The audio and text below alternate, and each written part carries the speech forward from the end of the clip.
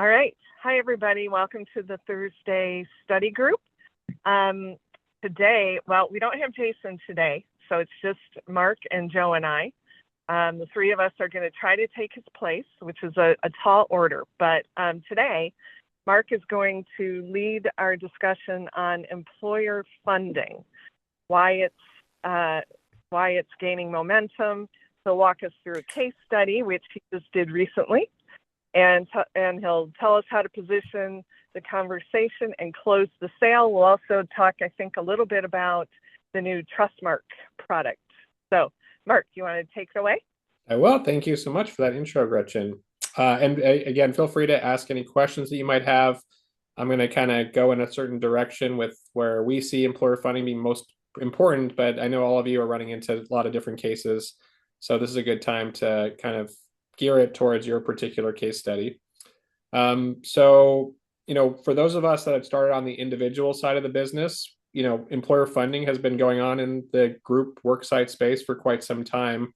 HIPAA actually had tax deductions available in those individual contracts. So if you have the employer pay for the premium for themselves and for their employees, either all or a portion of that premium could be tax deductible and the benefit's still tax-free. One of the unique tax advantages of long-term care.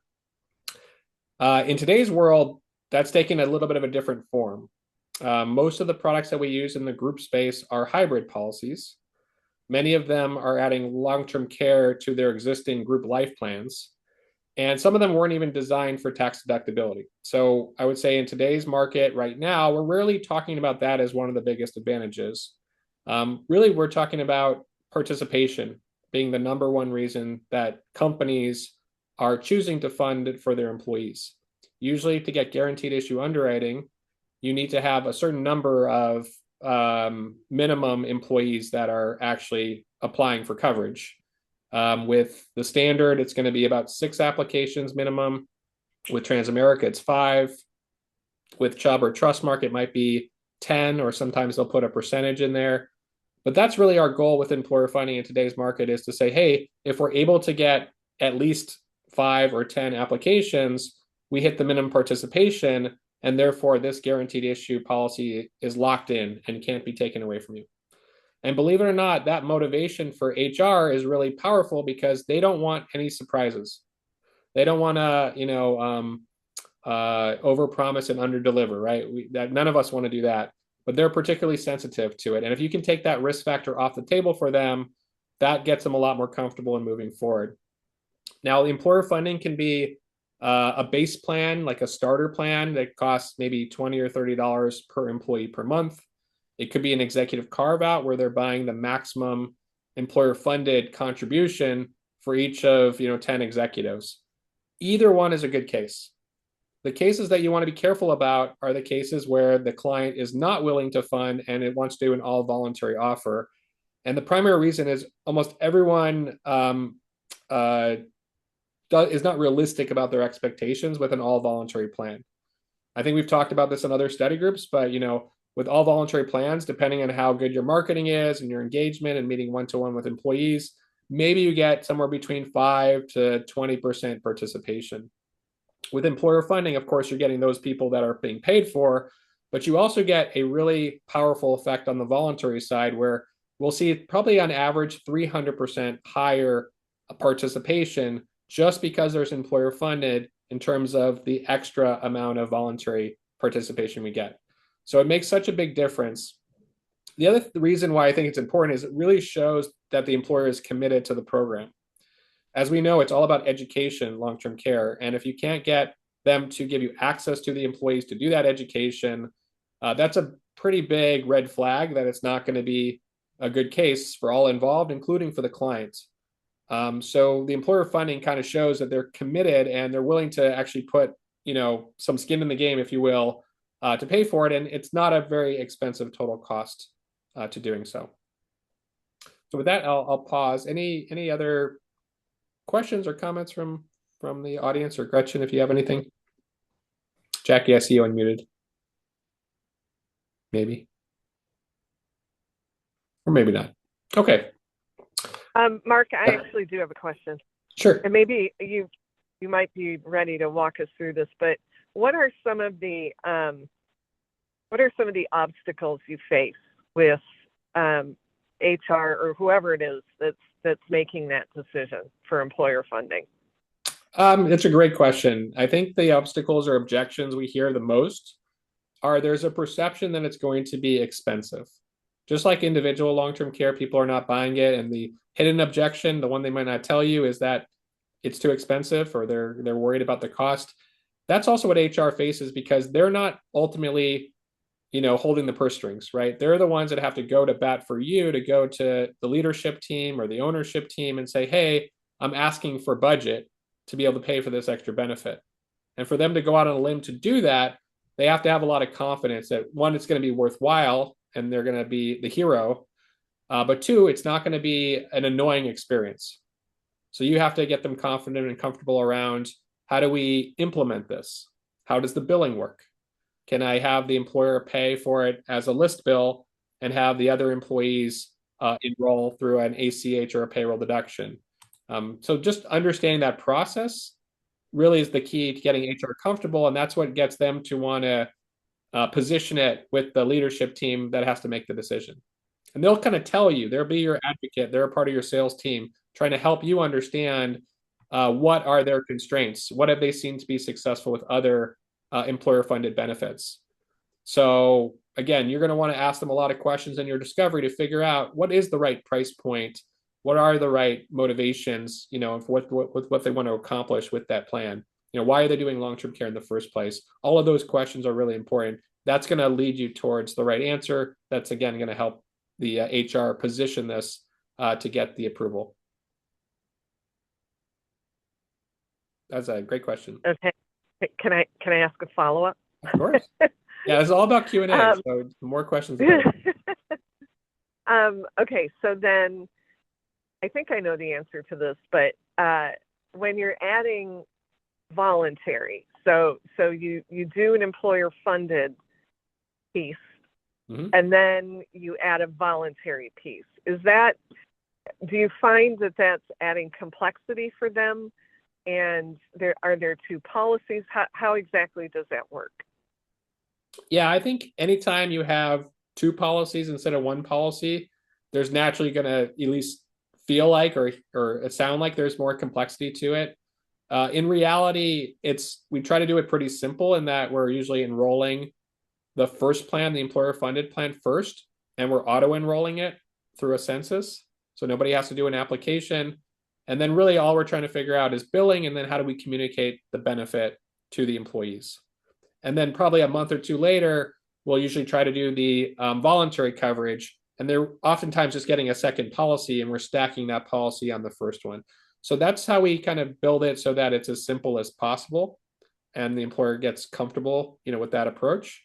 But yes, because you have two plans, obviously there's going to be a little bit more complexity than if you did one voluntary plan. But as we talked about, if you only did the voluntary plan on its own, it may not be successful at all. And that's what's important to convey. Right. Okay. Right. Thank you. In the chat, we got a question from Gene that he asks, what do we find to be the most common motivations? Yeah. Well, the first thing is, why is an employer wanting to do long-term care? Like, that is always kind of front and center. We want to attract the best talents. We have the best benefit package.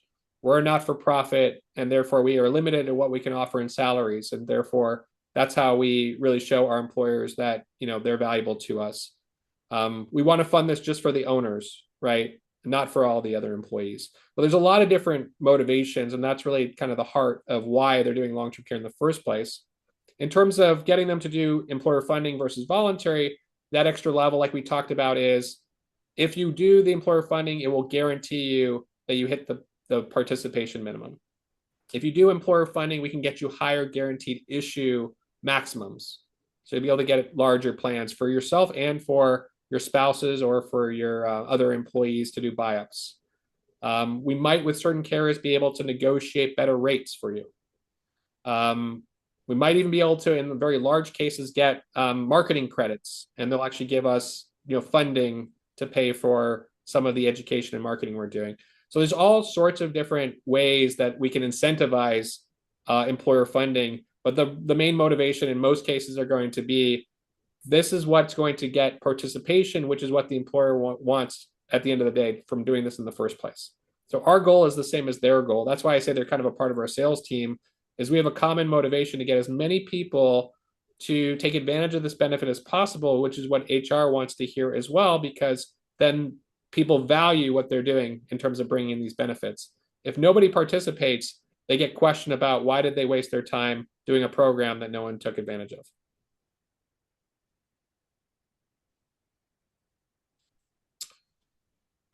I'm going to go into some additional materials, and Gretchen, feel free to continue to pepper questions in here.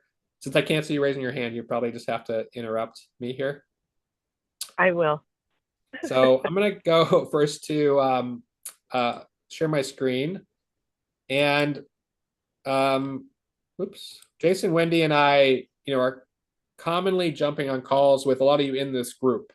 And you're always welcome to bring us in for assistance with this. But our goal here, right, is to show you how we, kind of make these presentations and what resources you have. So I pulled up the Buddy System portal. I pulled some materials out of the Buddy System that you can take advantage of. One is our presentation.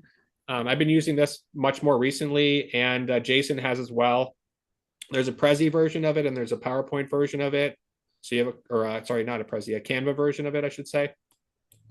This PowerPoint version, which is the one that I'm going to show you today, it's a good piece when you're going into a client call to bring in as a starting point, but everything in here is editable, and we made it really easy to edit. So I'm not going to go through all of the slides, but just to give you an idea, why offer LTC? So again, this kind of opens up that conversation about why are we here doing this in the first place, right? 50 million caregivers, guaranteed issue underwriting, attract and retain, really the big bullet points here. What are the advantages of group long-term care? And this is oftentimes we're going to talk about life-based long-term care versus health-based long-term care. I've been using that terminology a lot recently. So health-based long-term care, of course, is the traditional standalone policies. The life-based market is the one that's been growing faster more recently. But, we can kind of talk about the value of those plans. We go into eligibility. We go into plan design. So kind of what does this look like in terms of the guaranteed issue amounts? But there's also a slide here on employer-funded strategies. And this is really the key is, again, walking them through and getting them to this concept. Usually at this point, they actually will find the product to be really refreshing. Guaranteed premiums, guaranteed benefits. If you don't use the long-term care, you have the life insurance benefit on those hybrids. Guaranteed portability where the rates, stay level.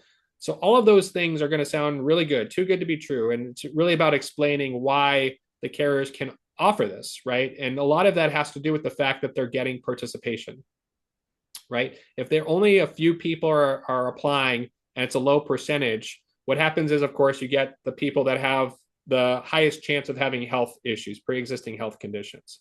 And that's, of course, what makes the carriers nervous when they offer a guaranteed issue. So we do explain this to clients to say, if we do employer funding, what ends up happening is the carrier is getting better risk because they're getting more participation, and therefore they're going to be more flexible in what they offer to you. They're going to treat you as a client of choice. And there's two primary models for doing employer funding. There is a base plan concept where we give every employee like a starter plan, a small amount of coverage. In this case, we're selecting a $25,000 life insurance amount, which with a 6% long-term care acceleration, which we see in a couple of carriers now, that would be $1,500 of long-term care a month. And then we show them what the cost of that might be by taking their census and actually running it through our quoting tool to say, if everyone got a $25,000 plan, this is what the total cost would be for you. So we can do that really quickly and easily. I'll show you kind of a sample of that here today. The other option you have, depending on what their objectives are for offering this plan and employer funding, is to do a carve out. And because life insurance and long-term care are both benefits that you don't have to run discrimination testing on, i.e., you can selectively choose who gets the employer funding. That means that you're going to basically pick a criteria, and that criteria generally is going to be either their salary, their job title, or how long they've been with the company, the tenure they've had with the company. And you set the criteria up. Let's say you say all of the VPs and above are eligible for our executive benefit, long-term care program, right? Which could be a life with long-term care rider. And you're only going to fund those individuals with the employer-funded portion. You could stop there and just do that carve out and only do employer funding. Or what's more popular is to allow those same employees to take the employer funding and to add on another policy to get more comprehensive coverage on a voluntary basis. And that's really what we mean when we say base plus buy-up, right? Or carve out, plus buy-up, right? Is maybe we haven't bought the maximum for that individual. Maybe we bought the maximum guaranteed issue, but there's a simplified issue amount that we can buy up to. Maybe we're offering it to that executive group, and then we're also going to offer a voluntary plan to all the other employees.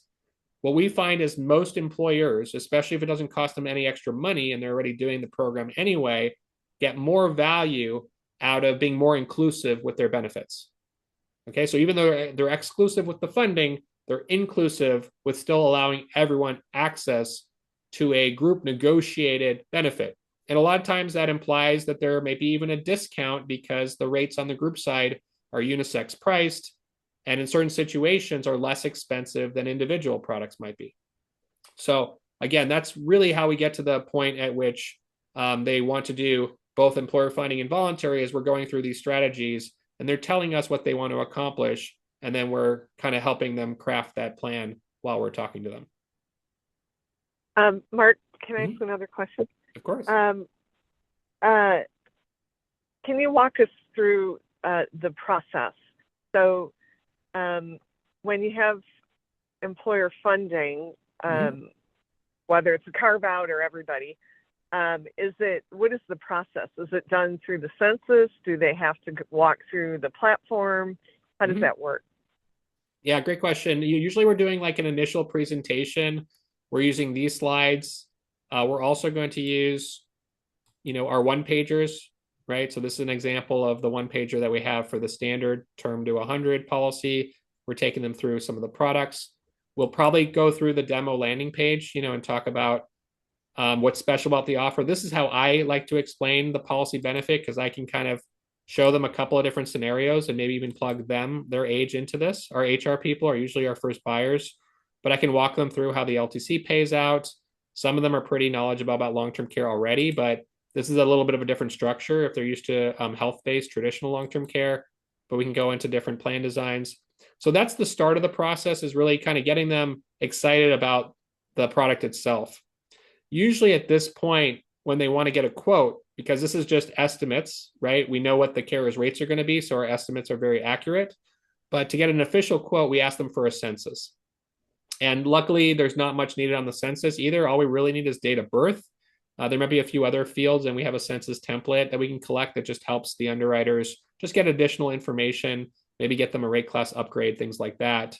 And once we get the census, that's when we kind of start to sharpen the pencil, and we actually look at, okay, different carriers. We look at how much employer funding is going to cost, because now we have all the dates of birth. We can add that together. And then at that point, we're getting quotes from the carriers. Usually we'll quote our top 4 carriers. A lot of it depends on state and what's available in particular group sizes and things of that nature. And once the client's ready to move forward, we start talking a little bit more about implementation. How are we going to do the billing? How are we going to do the enrollment?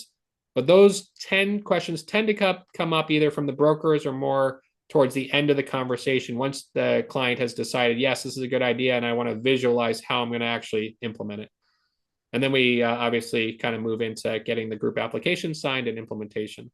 So hopefully that helps answer your question, maybe a little too comprehensively, but if you have a specific question, Yeah, actually, it's beyond that. So then the next step is they're enrolling. So are you enrolling through the census, or does each employee go through the enrollment platform? Yeah, typically we'll bring Sandy from our head of operations on to kind of strategize what's the best billing structure and what's the best enrollment platform.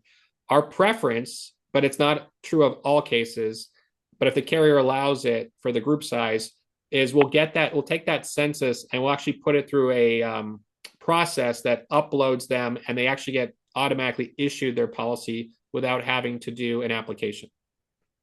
So in some cases, we don't even need an enrollment platform. It's literally a spreadsheet that we use to enroll everybody. Now, there's a lot of nuance to that. That's why I say, we want to bring in Sandy and we want to talk about the specifics. Some carriers have tobacco rates, so we need to have a tobacco status on file so they know what rate class to issue them. Some carriers might have a unitobacco, no tobacco needed, that kind of thing. And there just might be some nuances to what regulatory things the carriers have to do when they auto enroll. But for the employer funded, it's usually very straightforward. Usually the employer is funding it through a list bill, right? So they're getting a bill each month for what they need to pay for that whole employer funded group, and they're actually paying the carrier directly through their billing process. The enrollment platform, so that's kind of the idea around how to set up the employer funding. The enrollment platform tends to be for the voluntary portion of this. So in order to get them 2 policies, we do what's called stacking coverage. They have their employer funded plan, and we're adding to that a second policy that has their voluntary plan. And to do that, we have to make sure we upload all of the policies that were employer funded to our enrollment platform, so we know how much extra coverage they can buy up to that guaranteed issue limit. So that's where some of the magic comes in with our technology and enrollment platform, and we try to make that seamless. But some carriers actually have challenges with that stacking concept, which is why you can't just build long-term care on any system, any Ben admin system. They're not equipped to handle that stacking. So we've actually built our own long-term care enrollment platform to make that seamless and allow us to do this strategy. Some carriers will actually not really encourage employer funding because they can't administer it. But all the carriers that are our top carriers obviously support that. Am I going in the right direction, Gretchen, with your question? You are going in absolutely the right direction. Okay, Joe, good. do we have any questions in the chat? Nothing additional. Yeah. Okay. At this moment. Okay. I did have a question, maybe. Yeah. And yeah, as an example, is there any minimum participation or the size of an employer funded? Like, let's say I'm a small business gym, and I want to have benefits for myself and maybe some of my trainers. So maybe max 5, for instance. Is that something that this could qualify for? Or is that too small to go that direction? Yeah, the minimum is going to be with the standard. It's going to be 6 applications. And if we're at 5, let's say your example, what we would do is we would buy the long-term care for all 5 employer funded, and then we'd buy an accident policy, which is a small, voluntary benefit, like a second product, just to add a few more applications to meet their minimum. So that's kind of the workaround. With Transamerica, we can do 5 as a minimum. So you can just do only 5 apps with Transamerica, and you can get guaranteed issue for those 5. So it really is that simple. There's no minimum, and that's really the key. Sometimes the employers or the carriers will have a little bit more complex operations, and they don't want to administer smaller cases. So they may say you can't do, certain, separate bills or certain things like that. And we have workarounds for that too, Joe. So again, as long as you bring those cases to us, we can help craft a solution that's going to work for the carrier and for the client. We've been successful in every case so far doing that. So have a lot of confidence that you won't run into issues. Let me show you too, Joe, what we would do to get there, because a lot of times it does come down to the price, and I think it's important. So I pulled up kind of an example of like an employer funded estimate that we do. This is a group of about 56, but I'm just going to let's just do like the first 10 just to show you what it would look like for a smaller group. We'll go to the Buddy System portal, and there's a tab on the left-hand side here called Census Quote, or you can click our new suggested spaces to get right into Census Quote. Now, at this point, you've presented some of the top carrier options, you've gotten the census, you've started the RFP process, and so you have a general idea of what product you're going to use, okay? So keep that in mind. Before this, you'll go to Product Buddy, you'll go to the Quick Quote, and you'll start shopping the market. But the point at which you're doing this, you usually have a decent idea of which product you're going to use. I'm going to pick an effective date in this. That's simply when the policies will get issued. Generally speaking, you're going to need about 60 to 90 days all in to do the setup, to do the education, to do the enrollment itself, and then there's some billing. So just leave, a little bit of time. So I'm going to choose a May 1st effective date just to kind of give us some time to do this case.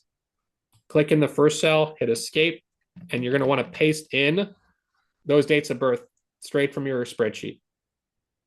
I'm going to use as our example the standards plan, and I'll do the one that has the 5% inflation on the monthly benefit because that's what this group was leading with. And then you have a choice of different benefit options. Okay, so if we want to do like a starter plan, like a 25,000 plan, we can start there. And what this is going to do is it's going to calculate all the rates for these employees and give you a total at the top. So this is a very young group, mostly because I sorted them from youngest to oldest. But let's say it's a very young group, just as an example. Maybe not realistic, but just to give an example. For those 10 people, the total cost is $104 a month for the whole group, and the average price is $10 per employee per month.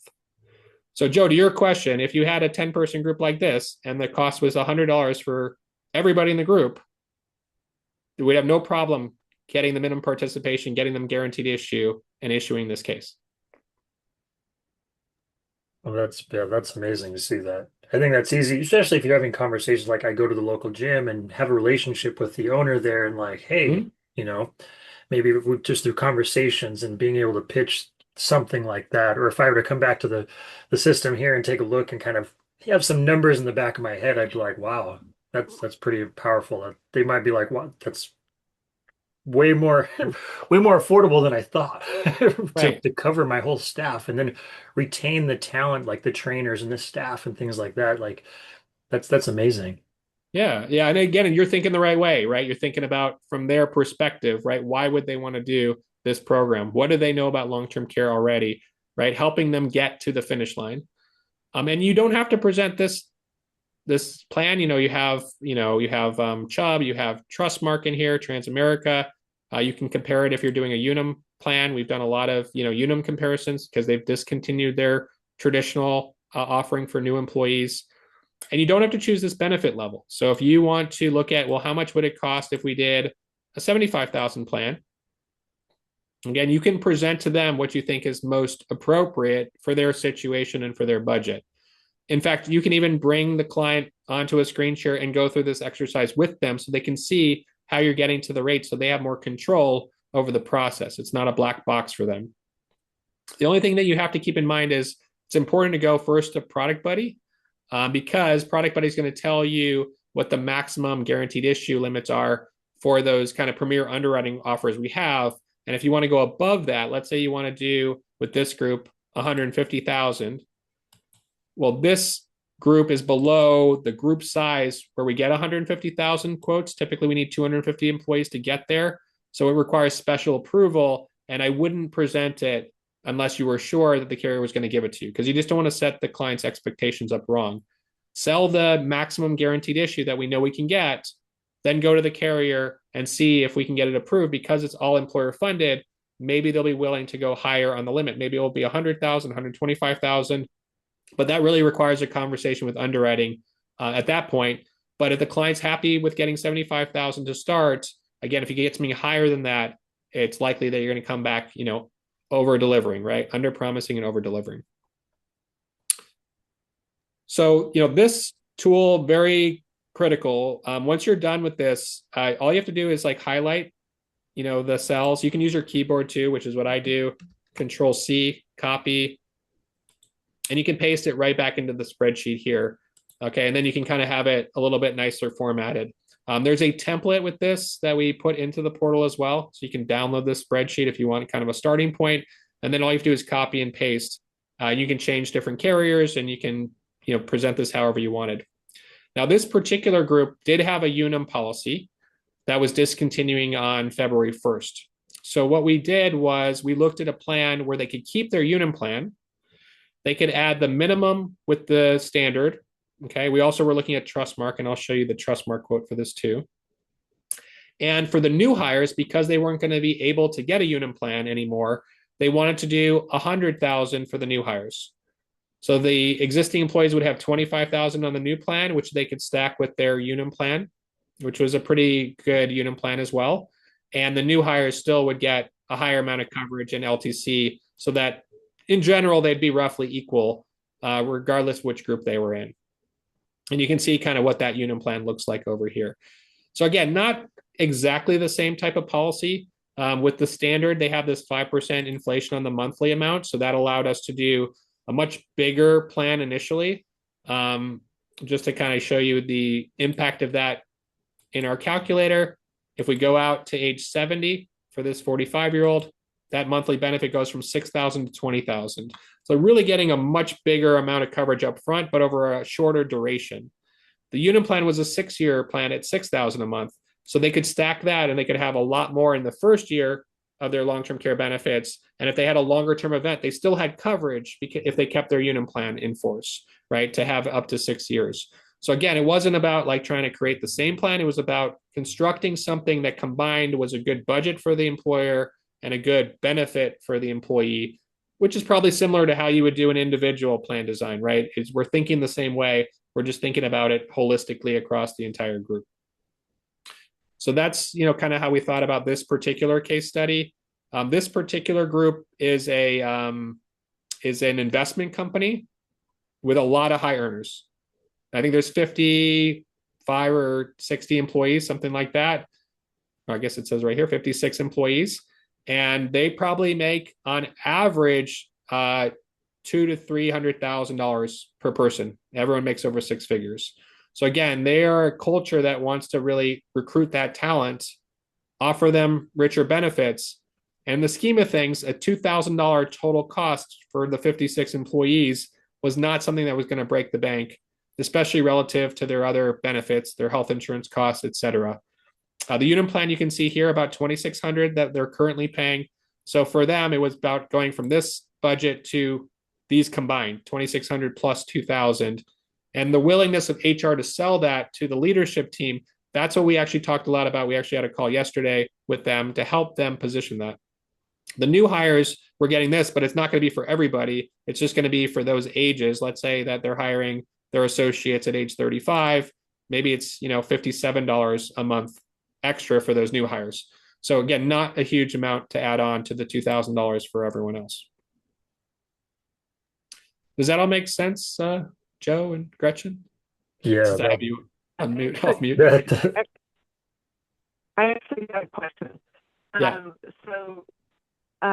What happens, I know you just went through the case study, but I'm kind of going back a step.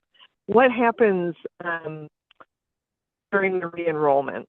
So you have people with like that minimum amount of coverage at re-enrollment. Can they add to that?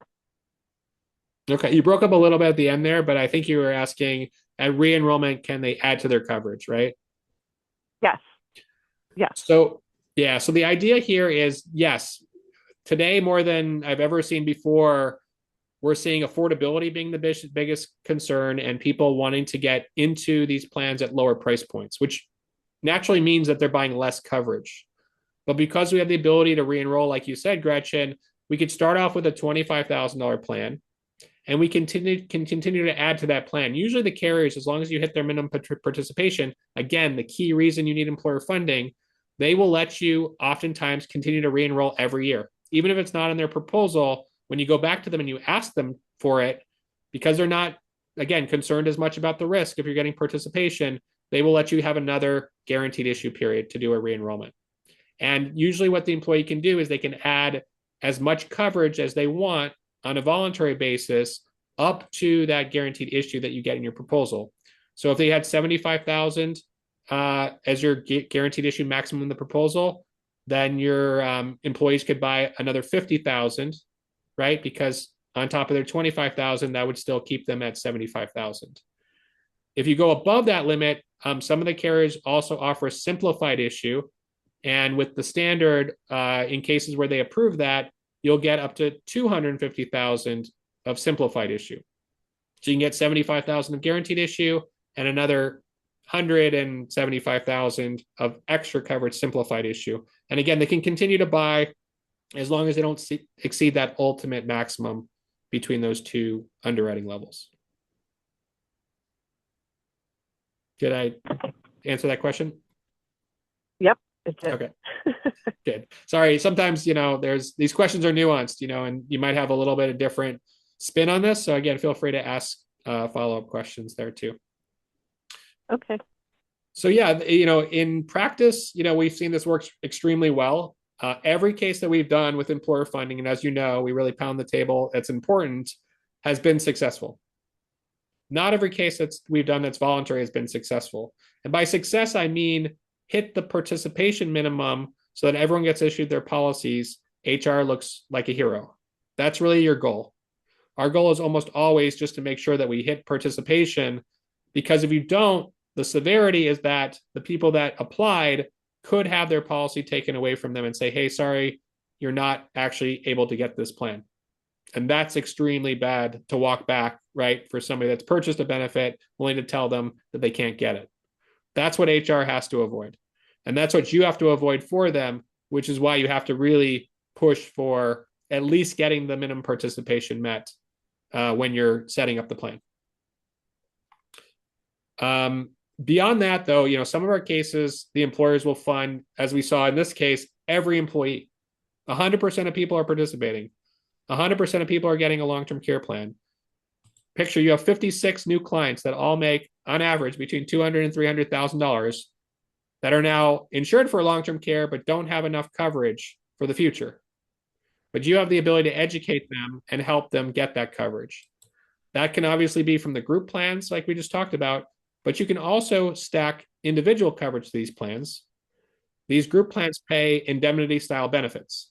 Okay, so as long as you meet the eligibility criteria, 2 out of 6 ADL, severe cognitive impairment, usually you need to get at least a couple hours of care in a licensed home care, assisted living facility, nursing home. But if you meet that criteria, you can claim on this policy and you can claim on additional policies. So what we're finding in the group market is our average ages are tending to be younger.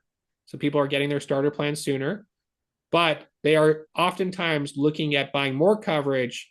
Once they already own it, they have a stronger affinity to wanting to buy more because they understand it. They've been educated on it more often.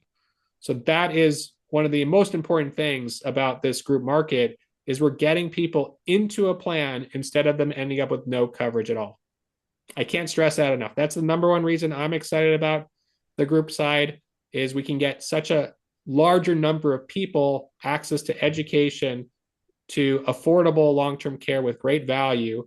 And we're getting a customer oftentimes for life because they see us and you guys as their trusted long-term care provider and probably trusted life insurance disability provider as well, right? This is an opportunity for you to acquire a whole lot of clients in an environment where the other brokers may not even be offering this or talking about this type of policy. Hey, Mark, real quick, are these plans? We had a question in the chat from Brian. Are these plans are they portable? Let's say they do get that. Is that something? How does that work?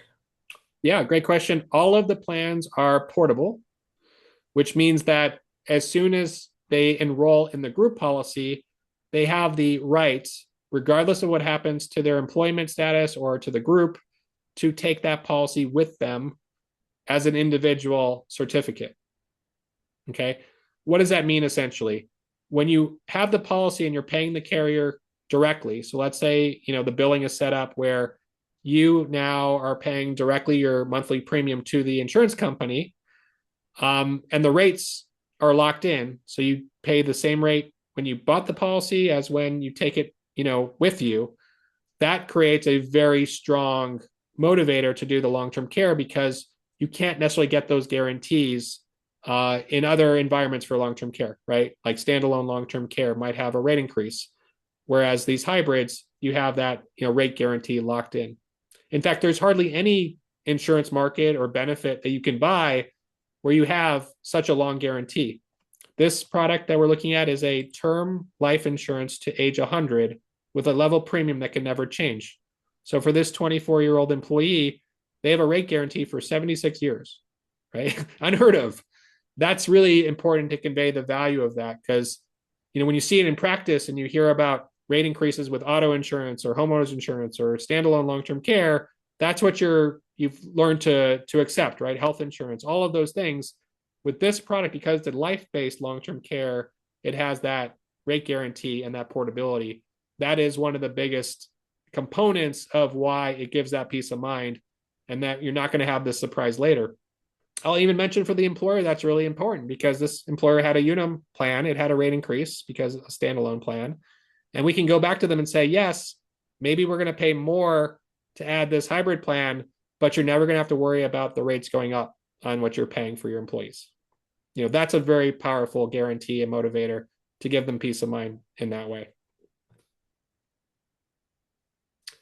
So portability obviously is one big factor, but these are like individual policies in terms of the contract language.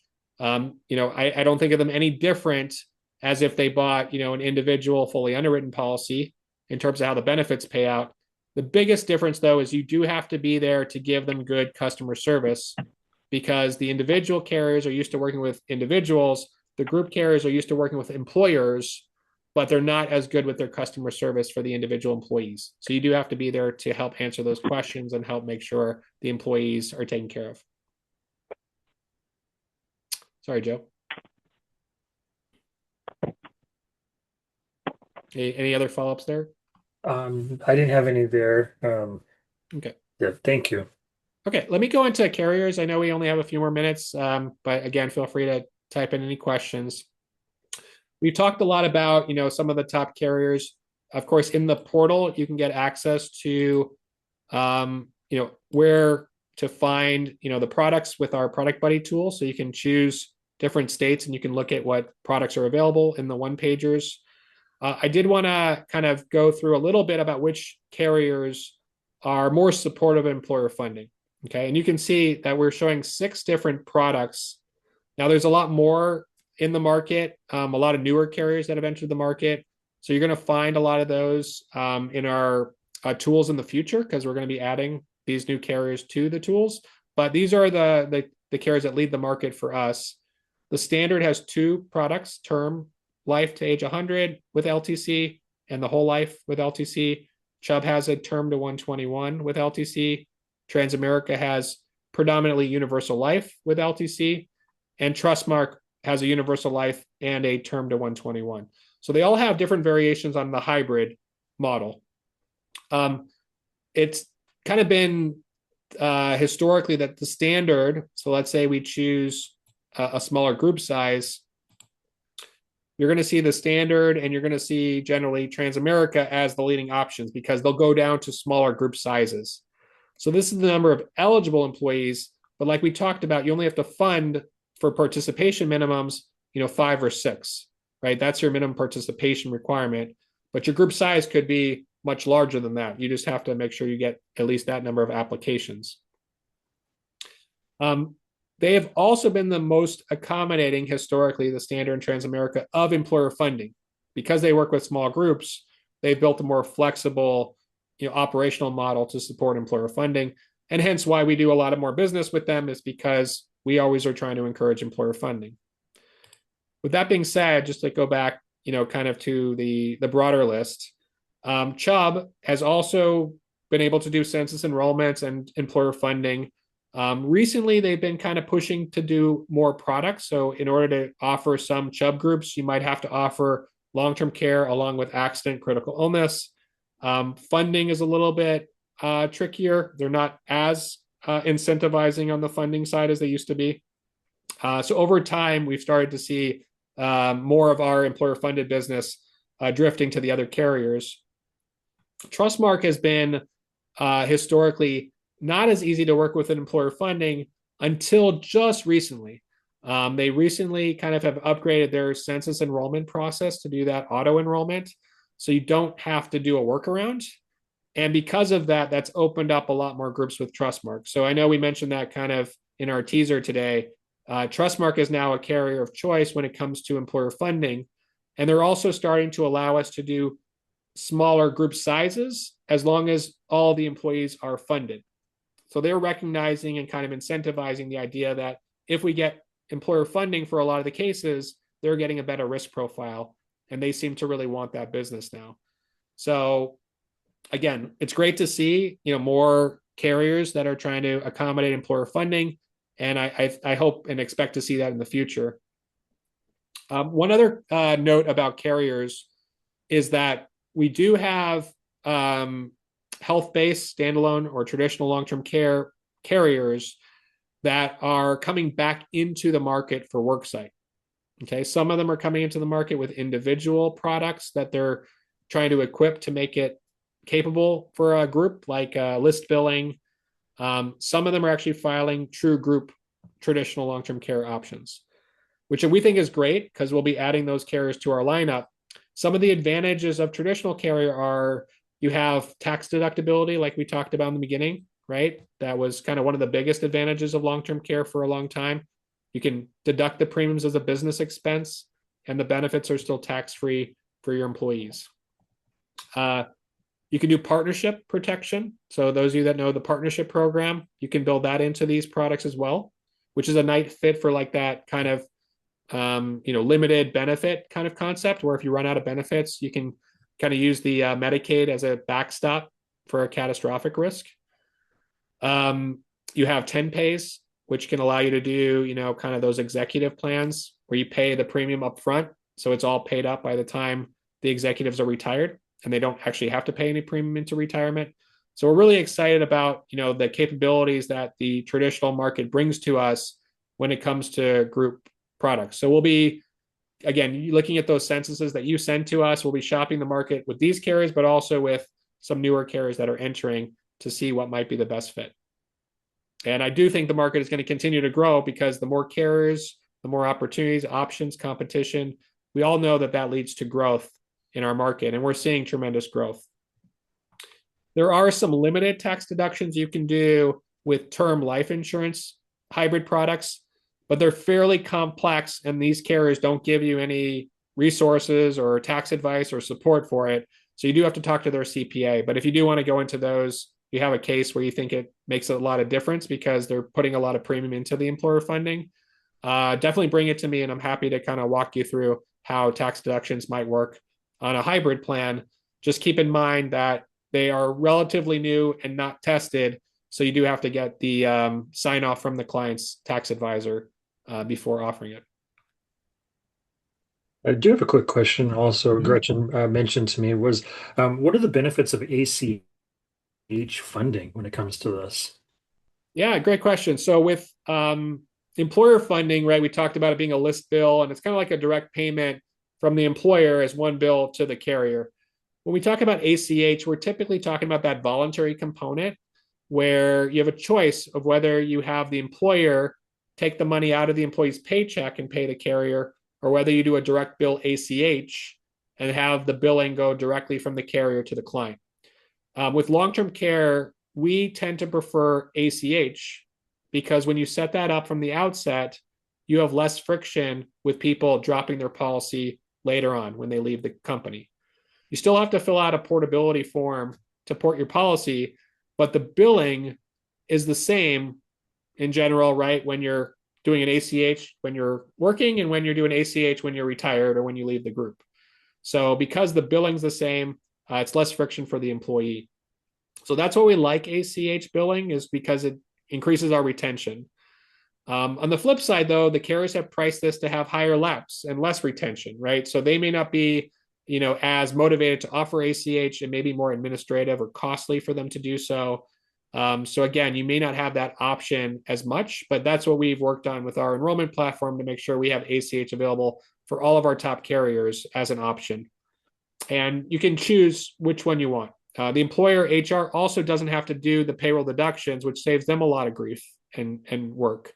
So I think they tend to like this ACH option too, because then they don't have to worry about it like their other benefits. But it's a little bit easier to get participation with payroll deduction because it's easier for people to kind of sign off that they want out of their paycheck instead of putting in their checking account information. So you get a little bit easier enrollment on the payroll deduction side. That's one of the advantages there. Perfect. Thank you. I get another question, just kind of ideas. Are there any like ideal candidates like that you can think of for this, like small group, large group, small businesses, like kind of like the Yeah, example I gave earlier about the smaller yeah, yeah, business? I think when you were showing when we were using the quick quote tool or the census quote to kind of see like yeah. the price were seemed really affordable. I know you mentioned at the beginning, one of the objections or challenges, oh, that costs too much money. But when we looking at it, it's like that really is affordable. I mean, some of these businesses are probably utilizing softwares and tools to run their day-to-day business that are of equal cost. And if they can provide this benefit, like I Yeah. mean, what an amazing benefit that they can offer their employees, A, for retention and things like that. Hmm.